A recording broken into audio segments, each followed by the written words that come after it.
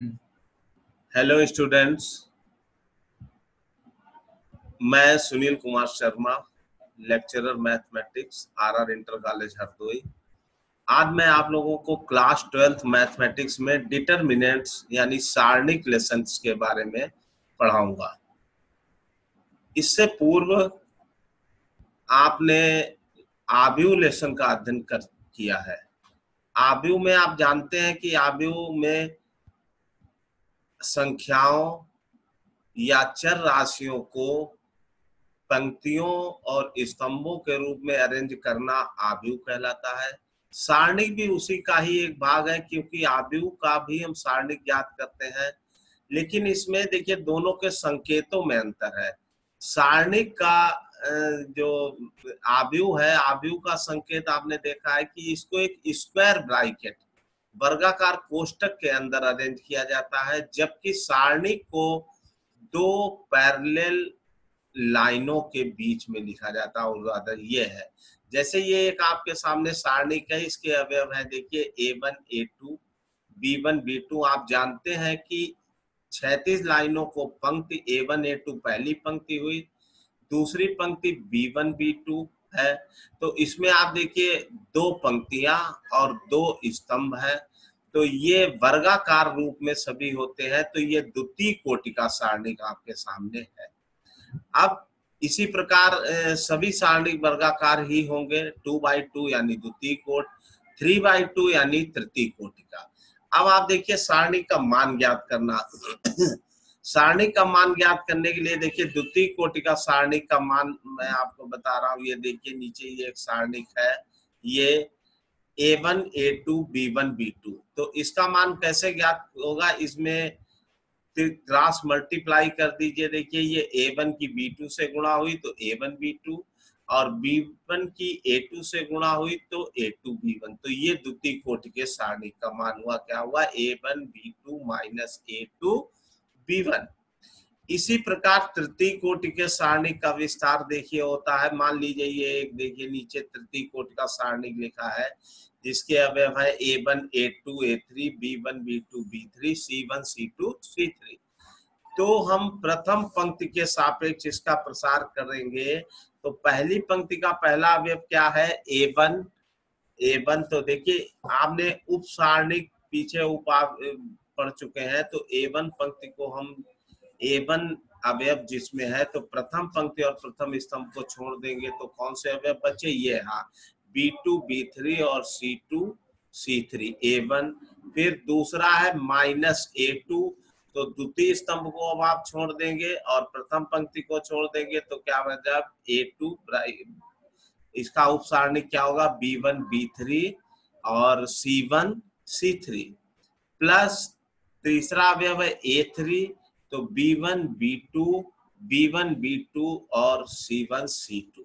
तो ये इसका विस्तार है। अब ये आपस में इन अवयवों को ऊपर की ही तरह तिरछी गुणा करके निकालते हैं। सबसे पहले आप देखिए सारणी के तृतीय कोटि की सारणी के विस्तार में चिन्हों का नियम मुख्य है। ये देखिए चिन्हों का नियम है, अगर आप प्रथम पंक्ति के सापेक्ष प्रसार करते हैं तो सबसे पहले प्लस माइनस प्लस, दूसरी पंक्ति के सापेक्ष तो माइनस प्लस माइनस, तीसरी पंक्ति के सापेक्ष आप करेंगे तो प्लस माइनस प्लस। इन चिन्हों तो इन्हीं चिन्हों के हिसाब से आप देखिए ऊपर वाला जो प्रसार किया गया है, ऊपर वाला A1 A1 है, A1 का उपसारणी, फिर देखिए दूसरा है तो माइनस A2 दूसरा, और तीसरा प्लस का हो गया।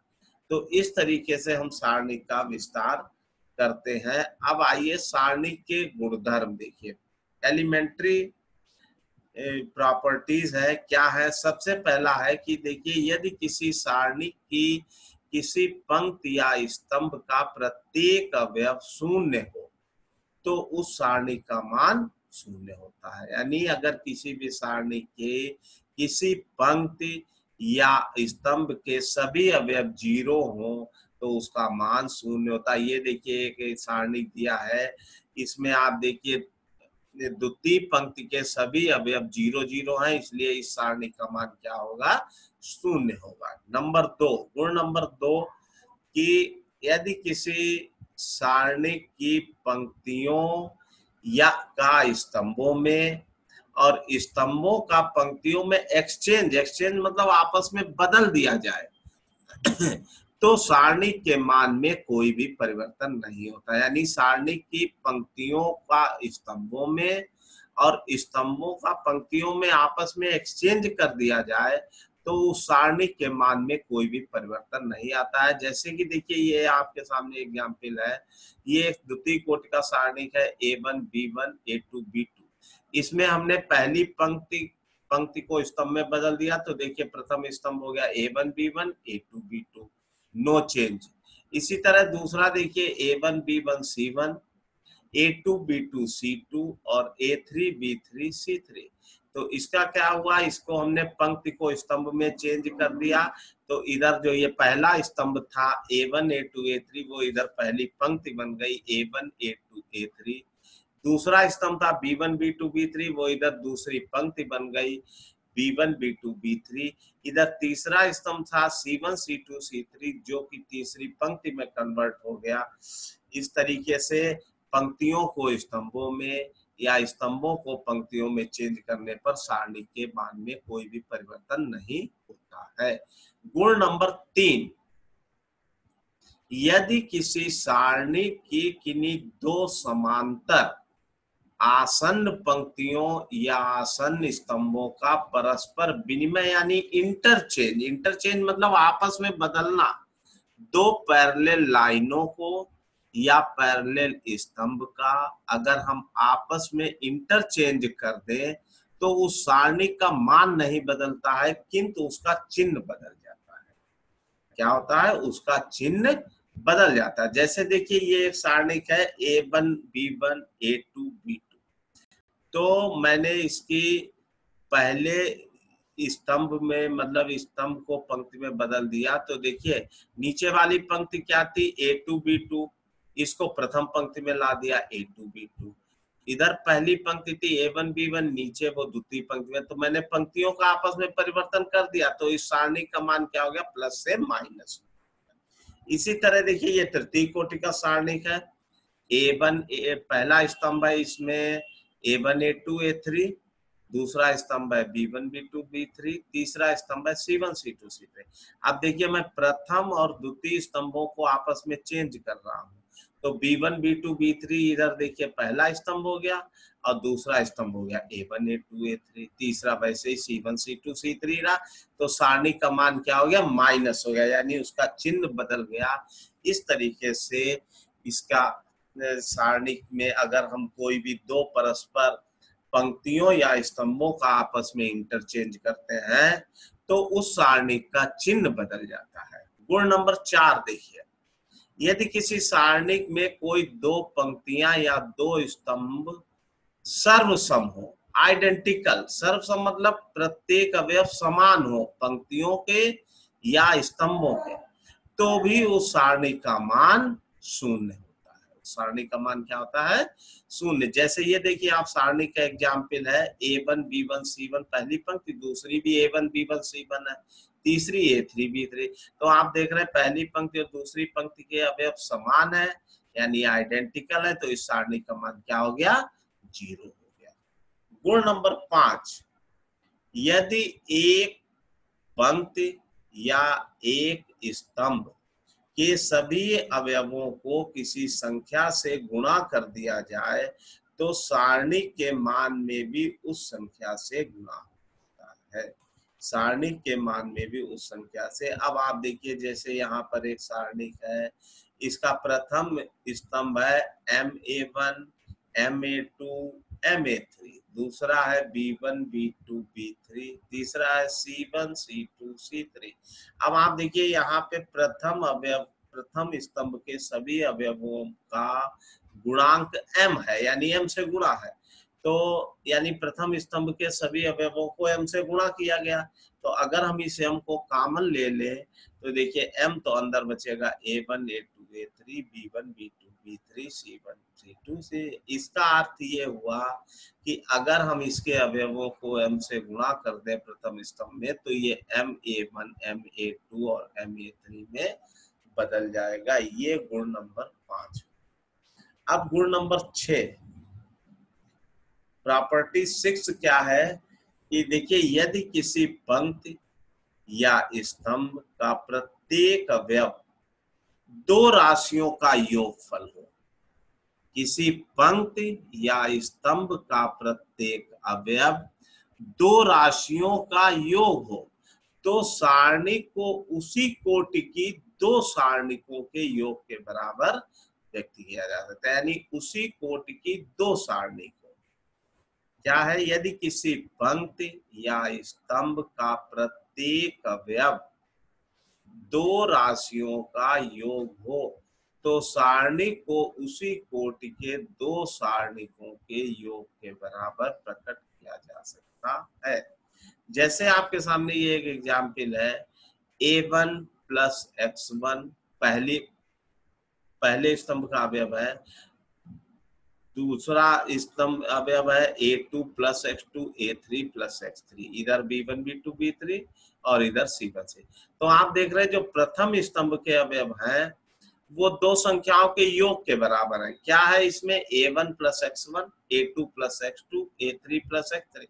तो इसको अगर हम इससे x1, x2, x3 प्रथम स्तंभ के अवयवों से अलग कर दें तो ये दो सारणिकों में बन जाएगा। पहला सारणिक कौन सा होगा, a1 a2 a3, b1 b2 b3, c1 c2 c3 plus, और दूसरी सारणी देखिए उसी कोट की यानी तृतीय कोट की जो योग की संख्याएं थी x1 x2 x3 लेकर के, तो पहला स्तंभ हो गया x1 x2 x3 और दूसरा और तीसरा स्तंभ वही रहेगा जो मूल था b1 b2 b3 और c1 c2 c3 में।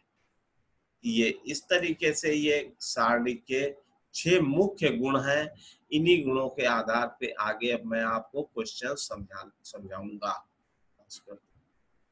अब देखिए, मैं आप लोगों को 2x2 अर्थात द्वितीय कोटि के सारणिकों के प्रश्नों के प्रसार संबंधी क्वेश्चन समझा रहा हूं। देखिए क्वेश्चन नंबर 1 ये है आपके सामने लिखा, देखिए एक सारणिक है 2 4 -5 1 का मान ज्ञात। तो हमने आपको द्वितीय कोटि का प्रसार समझाया है। इसमें जो गुणा होती है वो मुख्य विकर्ण से, मुख्य विकर्ण आप लोग आयु में पढ़ चुके हैं, जो बाईं ओर से ऊपर कोने से दाईं ओर के अवयव के समाप्त होता है। तो मुख्य विकर्ण से पहले गुणा करते हैं, यानी इसमें 2 की -1 से गुणा, तो देखिए नीचे ये 2 × -1 हुआ, माइनस फिर बीच में माइनस, फिर दूसरे विकर्ण के अवयव की गुणा यानी 4 × -5, तो ये हो गई गुणा। तो 2 × -1 -2, -4 -5 +20, 20 -2 बराबर 18। तो इस सारणी का मान कितना आ गया, 18। इसी प्रकार क्वेश्चन नंबर 2 है, देखिए इसमें है cos theta minus sine theta, sine theta cos theta का प्रसार करना है। तो इसमें भी देखिए मुख्य विकर्ण से गुणा स्टार्ट करते हैं, cos theta into cos theta, तो ये क्या हो गया cos square theta, minus sine theta into minus sine square theta, तो सॉरी साइन थीटा, तो माइनस साइन थीटा और साइन थीटा की गुणा minus minus plus sine square theta. अब ये नीचे आ गया, देखिए cos square theta plus sine square theta, जो कि ट्रिग्नोमेट्री में आपने पढ़ी है सर, समीकरण नंबर 1 से ट्रिग्नोमेट्री आइडेंटिटीज है, इसका मान 1 होता है। तो इस प्रकार इस सारणी का मान क्या हो गया, 1 हो गया। क्वेश्चन नंबर 3 भी देखिए इसी प्रकार का है, ये एक सारणिक है, डेट x² - x + 1, दूसरा अवयव है प्रथम पंक्ति का x - 1, दूसरी पंक्ति का प्रथम अवयव x + 1 और ये x + 1 का मान ज्ञात करना। इसका भी प्रसार करिए तो देखिए x² - x + 1 की x + 1 से गुणा, तो ये x + 1 × x² -x + 1 हो गया, माइनस दोनों विकर्णों के गुणनफल के बीच में माइनस का चिन्ह आता है। अब दूसरे विकर्ण के अवयव लेंगे यानी x + 1 × x - 1। तो देखिए ये एक फार्मूला है x + 1 x square minus x plus one, इनकी जब आप गुणा करेंगे तो ये एक्स क्यूब प्लस वन का फार्मूला है, तो इनका गुणा हो गया x cube plus one minus इधर एक्स प्लस वन और एक्स माइनस वन वर्गांतर के सूत्र से ही हो गया x square minus one, bracket खोल दीजिए तो x cube plus one minus x square और ये minus minus plus one one जुड़ करके टू हो जाएगा नीचे, तो x cube minus x square plus two इस सारणी का मान। क्वेश्चन नंबर 4 देखिए,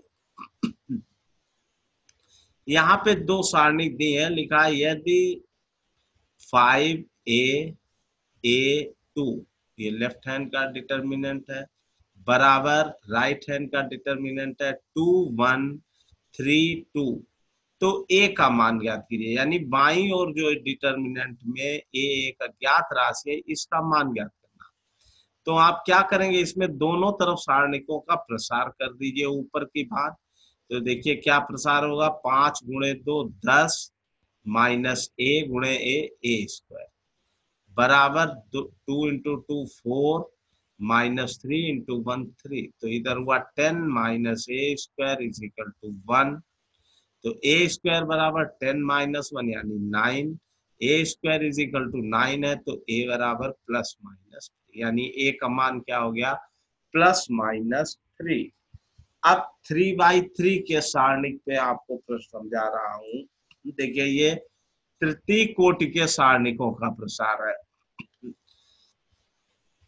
3/3 के। क्वेश्चन नंबर 5, ये देखिए एक सारणी दिया है 3, पहली पंक्ति के अवयव क्या है 3 माइनस 1 माइनस 2 0 0 माइनस 1 3 माइनस 5 0, इसका मान निकालना है तो हम प्रथम पंक्ति के सापेक्ष इसका प्रसार कर रहे हैं, प्रथम पंक्ति के सापेक्ष, यानी कि प्रथम पंक्ति के अवयवों को लेंगे जिनके चिन्हों का नियम मैंने आपको प्रसार में पीछे बता दिया है कि प्रथम अवयव के लिए क्या होता है कि प्लस, ये देखिए चिन्हों का नियम मैंने ये बताया था, ये देखिए चिन्हों का नियम है, प्रथम पंक्ति में अगर लेंगे तो पहला अवयव प्लस का, दूसरा अवयव माइनस का, तीसरा अवयव प्लस का, तो इससे हम प्रथम पंक्ति के सापेक्ष प्रसार करेंगे। तो देखिए ये क्वेश्चन आ गया, पहली पंक्ति का पहला अवयव क्या है 3, ये 3, देखिए 3 के साथ इसका उप सारणिक लेते हैं, उप सारणिक क्या लेंगे ये कि पहली जो अवयव होता है उस पंक्ति और स्तंभ को छोड़ देंगे तो क्या बच रहा है, ये देखिए 0 माइनस 1 माइनस 5 0, तो 3 के साथ क्या आया 0 माइनस 1 माइनस 5 0, फिर दूसरा अवयव तो चिन्ह बीच का देखिए ये माइनस हो गया, दूसरा अवयव क्या है माइनस 1, ये माइनस 1 इसको ब्रैकेट में लिख दिया, इसका उपसारणिक, अब द्वितीय स्तंभ के अवयव छोड़ दीजिए और प्रथम पंक्ति छोड़ देंगे तो क्या बच रहा है, देखिए 0 माइनस 1 3 0, ये प्लस, अब तीसरा अवयव होता है प्लस का, तीसरा अवयव यहाँ है माइनस 2, ये देखिए माइनस टू ब्रैकेट में लिखा, इसका उपसारणी क्या होगा, आप तृतीय स्तंभ को छोड़ दीजिए और प्रथम पंक्ति को छोड़ देंगे तो क्या बचा लेफ्ट हैंड में, ये 0 0 3 माइनस 5, यानी ये इसका उपसारणी है। तो अब इनका वही प्रसार कर दीजिए कि तिरछी गुणा करके, तो पहला क्या है 3 0 इंटू 0 0 माइनस 5 और माइनस 1, तो प्लस 5 होगा, बीच में माइनस होता तो माइनस 5 माइनस 1, ये माइनस माइनस प्लस 1 हो गया, इसी तरह इसमें गुणा 0 0 0 और माइनस 3 की माइनस 1 से गुणा तो माइनस 3 यानी प्लस 3 हो गया, फिर माइनस 2, अब देखिए इसमें भी वही 0 इंटू माइनस 5 तो 0 और 3 इंटू 0, प्रथम पंक्ति के इसमें दोनों वेब 0 है तो इसका मान 0 ही होगा, तो क्या बचा ये देखिए 3 इंटू माइनस 5 तो माइनस 15 और 3 प्लस 0 3 एकम 3 माइनस 15 प्लस 3 यानी माइनस 12, इस सारणी का मान क्या आया माइनस 12। नेक्स्ट क्वेश्चन देखिए, क्वेश्चन नंबर 6, ये सारणिक देखिए है, इसके अवयव है, इसमें प्रथम स्तंभ में है 1 0 0, द्वितीय स्तंभ में है 3π/10 cos 3π/10 sin 3π/10, तृतीय स्तंभ में 2π/10 sin 2π/10 cos 2π। इसका मान निकालें। देखिए किसी भी सारणी के प्रसार का सरल तरीका ये है, अगर आप देखिए जिस स्तंभ या पंक्ति में जीरो जितने अधिक हो उसी के सापेक्ष आप प्रसार कर देंगे तो कैलकुलेशन बहुत ही शार्ट हो जाता है। यहाँ देखिए कि प्रथम स्तंभ में 2 अवयव जीरो हैं, केवल पहला अवयव 1, तो हम प्रथम स्तंभ के सापेक्ष प्रसार कर देंगे। इसमें जब हम प्रथम स्तंभ के सापेक्ष प्रसार करेंगे तो देखिए जो 2 जीरो है यानी 2 पद तो जीरो हो जाएंगे, सिर्फ पहला पद 1 वाला आएगा, ये वाला। तो देखिए 1 जब प्रथम स्तंभ के सापेक्ष प्रसार तो 1, अब पहला स्तंभ और पहली पंक्ति छोड़ देंगे तो क्या हमारे पास बचेगा, ये देखिए cos 3π/10 cos 3π/10 sin 2π/10 sin 3π/10 cos 2π/10। और देखिए मैंने आपको समझाने के लिए लिख के दिखाया है दूसरा अवयव प्रथम स्तंभ का। स्तंभ में भी चिन्हों का नियम वही होता है कि प्लस माइनस प्लस, ये देखिए प्लस माइनस प्लस। तो दूसरा जीरो है, तो जीरो के साथ जब इसका उपसारणी लेंगे तो ये ऑलरेडी जीरो हो जाएगा। समझाने के लिए मैंने लिख दिया, लिखने की कोई आवश्यकता इसकी नहीं है। तीसरा अवयव भी जीरो, तो ये जीरो हो जाएगा। अब देखिए इसका प्रसार कर दीजिए पहले अवयव का, तो cos 3π/10 into cos 2π/10 minus sine 3π/10 into sine 2π/10, दाहिनी ओर ये दोनों अवयव जीरो जीरो हो गए। ये एक फार्मूला बन गया, देखिए cos 3π/10 into cos 2π/10 minus sine 3π/10 into sine 2π/10। Formula आपने ट्रिग्नोमेट्री में पढ़ा है, cos A cos B minus sine A sine B। देखिए cos A cos B, यहाँ 3π/10 और 2π/10 दो एंगल है, तो cos A cos B minus sine A sine B, यानी ये cos A प्लस B का फार्मूला होगा, मतलब cos 3π/10 प्लस 2π/10। इनका जोड़ क्या हो गया, cos 5π/10, 5 दूनी 10, तो इसका मान आया cos π/2, यानी cos 90 का मान जीरो होता, तो इस सारणी का मान जीरो होता है। इस प्रकार ये 3/3 के सारणिकों का प्रसार होता है। अब मैं आपको समझाऊंगा सारणिक द्वारा त्रिभुज का क्षेत्रफल ज्ञात करना। त्रिभुज का क्षेत्रफल ज्ञात करना आप लोगों ने हाई स्कूल में भी एक सूत्र निर्देशांक ज्यामिति में पढ़ रखा है कि किसी भी त्रिभुज का क्षेत्रफल क्या होता है, 1/2 x1 y2 minus y3 plus x2 y3 minus y1 plus x3 y1 y। आपको ये हाई स्कूल में फार्मूला पढ़ाया गया था, लेकिन वास्तविक ये फार्मूला सारणिक से ही बना है। अब देखिए यहाँ पे मैं आपको सारणिक द्वारा ये फार्मूला निकालना सिखा रहा हूँ। ये देखिए सामने दिया है कि ABC माना एक ट्रायंगल है ये, जिसके शीर्ष है x1 y1 x2 y2 x3 y3, ये शीर्ष है। तो सारणिक द्वारा जब हम किसी भी त्रिभुज का क्षेत्रफल ज्ञात करते हैं तो ये लिखना है, देखिए डेट, सारणिक का एक संकेत ट्रायंगल बना के भी लिखते हैं जिसको हम डेट भी बोलते हैं। ये डेट, ये त्रिभुज बना है, ये सारणिक का भी संकेत होता है और इसको डेट कहते हैं, डेट। तो त्रिभुज का क्षेत्रफल देखिए 1/2 लिख दिया, और जो तीनों शीर्ष त्रिभुज के हैं यानी x1 y1 x2 y2 x3 y, इनको आप पहले दो स्तंभों में लिख लीजिए। देखिए x1 y1 x2 y2 x3 y, तीनों शीर्ष हो गए। अब इस सारणी का जो तृतीय स्तंभ है इसमें हम 1 1 1 लिखते हैं। तो इस तरीके से ये एक तृतीय कोटि का सारणिक तैयार हो जाता है त्रिभुज के क्षेत्रफल ज्ञात करने का। अब यदि आप इसका प्रसार करेंगे तो आपको इसका वही सूत्र ज्ञात हो जाएगा जो आपने हाई स्कूल में पढ़ रखा है। देखिए प्रथम स्तंभ के सापेक्ष हम प्रसार करेंगे। प्रथम स्तंभ में क्या अवयव है, प्रथम स्तंभ के अवयव हैं, देखिए x1 x2 x3, x1 x2 x3।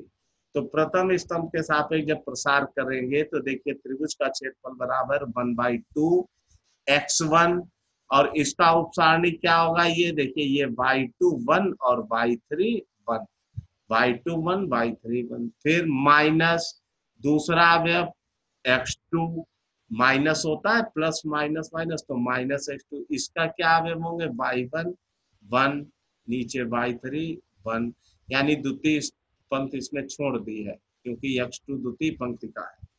फिर तीसरा अवयव प्रथम स्तंभ का क्या है x3, x3, अब तृतीय स्तंभ के अवयव आप छोड़ दीजिए तो क्या होगा y1 1 y2 1, तो ये इसका प्रसार हो गया, इसका प्रसार कर दीजिए, देखिए 1/2 ब्रैकेट में x1, अब वही गुणा y2, प्रसार द्वितीय कोटि के हैं सब, y2 माइनस y3, फिर माइनस x2, तो क्या बचेगा y1 माइनस y3, फिर इसी तरह plus x3 y1 minus y2।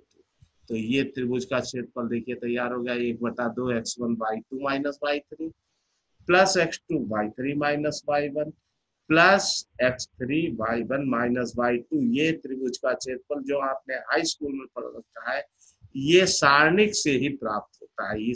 इस विषय आपको देखिए सूत्र रखने की जरूरत नहीं है, केवल निर्देशांकों से एक आप सारणिक तैयार कर लीजिए, तृतीय कोटि का सारणिक बनता है और उसका प्रसार करेंगे तो त्रिभुज का क्षेत्रफल ज्ञात हो जाएगा। आपको मालूम है, देखिए दो मुख्य पॉइंट है नीचे नोट 1 कि अगर कोई भी तीन बिंदु संरेख होते यानी एक ही रेखा में कोलिनियर, तो जब बिंदु संरेख है तो उनसे बने त्रिभुज का क्षेत्रफल क्या होता है, क्षेत्रफल बनेगा ही नहीं, यानी क्षेत्रफल 0। तो तीन बिंदु अगर संरेख है तो उनसे त्रिभुज का क्षेत्रफल क्या होगा, 0 होगा, यानी कि क्षेत्रफल 0 है तो तीनों बिंदुओं के संरेख होने का ये एक प्रतिबंध। दूसरा पॉइंट है कि त्रिभुज का क्षेत्रफल सदैव धनात्मक होता है। यदि गणना के समय आप किसी भी त्रिभुज का क्षेत्रफल ज्ञात करते समय ऋणात्मक आता है तो आप आंसर में ऋण चिन्ह को छोड़कर उत्तर को प्लस में लिखेंगे। ये त्रिभुज का क्षेत्रफल है। अब मैं आपको इस पर क्वेश्चन समझा रहा हूं, देखिए त्रिभुज का क्षेत्रफल, आप देखिए त्रिभुज के क्षेत्रफल पे ये आपको मैं क्वेश्चन समझा रहा हूँ। क्वेश्चन नंबर 1 ये एक लिया है मैंने कि त्रिभुज का क्षेत्रफल ज्ञात करो जिसके शीर्ष है 4,4, 3, -2 व 3 -3, 6। तो तीनों शीर्ष है, हमने कहा था कि इनसे एक तृतीय कोटि का पहले सारणिक बना देते हैं। देखिए तो त्रिभुज का क्षेत्रफल ये बना है 1/2 और तीनों शीर्षों को पहले और दूसरे स्तंभ में लिखा 4,4, 3, -2 -3, 16, और तीसरे स्तंभ के अवयव क्या लेते हैं 1 1 1। पीछे जैसे अभी समझाया उसी तरह इसका प्रसार करिए तो 1/2, पहला प्रथम पंक्ति के सापेक्ष प्रसार कर रहे हैं तो क्या है, देखिए 4, ये प्रथम पंक्ति 4, इसके उपसारणी क्या होगा इधर -2, ये चीज देखिए, ये चीज ये जो है ये इसका उप सारणिक है, तो यानी -2 1 और 16 1। फिर इसी प्रकार दूसरा अवयव है -4, -4 द्वितीय पंक्ति का, इसको छोड़ दीजिए तो क्या इसका उप सारणिक होगा 3 1 -3 1, ये फिर +1, इसका आप तृतीय स्तंभ के अवयव छोड़ दीजिए तो क्या आएगा, पहली पंक्ति छोड़ेंगे तो 3 -2 -3 और 16। तो इनका जब हम प्रसार करेंगे पूर्व की बात तो देखिए क्या होगा अगली लाइन में 1/2 4, और ये क्या हुआ -2 और 16 गुणे 1 तो -16, फिर -4 3 1 3 और -3 की 1 से गुणा तो माइनस माइनस +3 +1 16 3 48 -6। इसका ब्रैकेट खोल दीजिए, 4 गुणे ये -2 -16 -18 हुआ। यहाँ पे -4 गुणे 3 + 3 6 हो गया, +1 48 में से 6 गए 42। तो क्या बचा ये 18 चक्कू 72, ये देखिए 1/2 गुणे -72 -24 4 संग 24 और +42 घटा दिया तो ये क्या आया -96 + 42 यानी 1/2 गुणे देखिए -54, 2 से 54 कट गया 27 गुना 54। यहाँ पे देखिए क्षेत्रफल माइनस में आया यानी -27। तो अब हमने आपको बताया क्षेत्रफल ऋणात्मक नहीं था तो आंसर में ऋण चिन्ह छोड़ के लिखेंगे 27 वर्ग इकाई। ये त्रिभुज का क्षेत्रफल है। इसी पर देखिए एक और क्वेश्चन है कि 3 बिंदु दिए हैं। क्वेश्चन नंबर नेक्स्ट है, यदि बिंदु a, b, a', b' और a - a', b - b' संरेख हो तो सिद्ध करो ab' बराबर a'। देखिए त्रिभुज के क्षेत्रफल पे क्वेश्चन है, यहाँ पे दिए हैं तीनों बिंदु कोलिनियर है यानी कि संरेख है। तो संरेख है तो इनसे बने हुए त्रिभुज का क्षेत्रफल बराबर क्या होगा 0।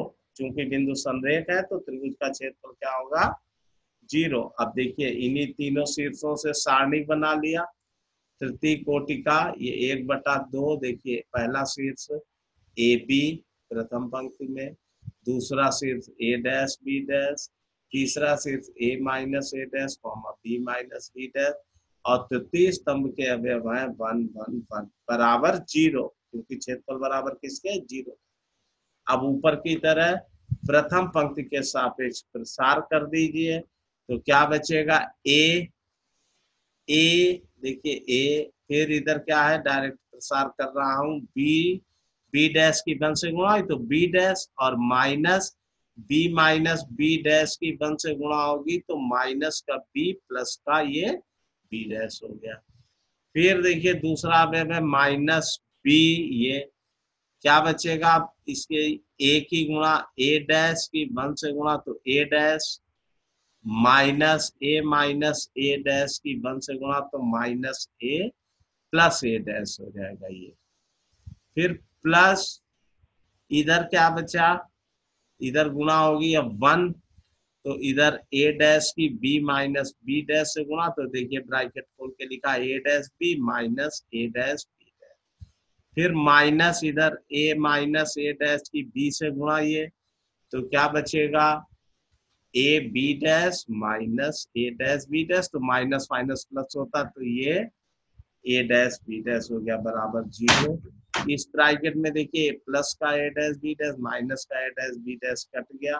इधर क्या बचा a b' और प्लस का b' तो 2b' माइनस b, फिर माइनस भी इसी तरह यहाँ भी a' plus a' 2a' minus a, फिर ये ब्रैकेट खोल दिया a' b minus a b', bracket सभी खोल दीजिए। देखिए इधर 2ab' minus ab minus 2a' plus ab plus a' minus ab minus 2a' plus 2a' cut गया plus ab minus ab cut गया, क्या बचा a' माइनस ab'। तो यानी कि या a' बराबर ab', यही प्रूव करना था। ऊपर देखिए ये प्रूव करना था। इस प्रकार ये त्रिभुज के क्षेत्रफल से सारणी के द्वारा सिद्ध हो गया।